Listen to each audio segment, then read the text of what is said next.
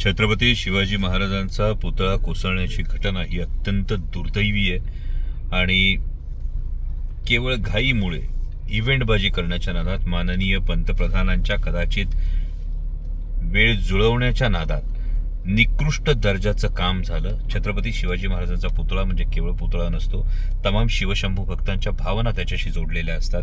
ती एक शिवप्रेरणा असते, ते एक प्रेरणास्थळ असतं आणि ज्या छत्रपती शिवाजी महाराजांनी उभा केलेला किल्ले सिंधुदुर्ग 350 वर्षांनंतर समुद्राच्या लाटा खाऊनही अजूनही त्याच दिमाखात शिवस्वराज्याची याद देत उभा आहे। त्याच सिंधुदुर्ग जिल्ह्यामध्ये छत्रपती शिवाजी महाराजांच्या पुतळ्याच्या बाबतीत इतकी अक्षम्य हेळसांड करण्यात यावी हेच खरोखर चीड आणणार आहे।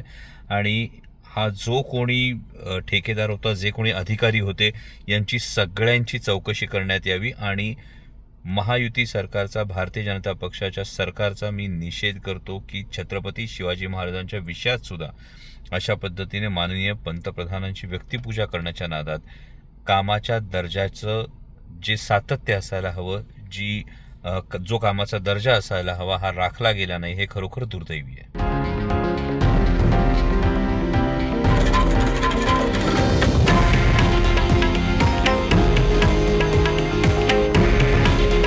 हे आहे देशातील नंबर 1 न्यूज नेटवर्क आणि आपण पाहत आहात TV9 मराठी।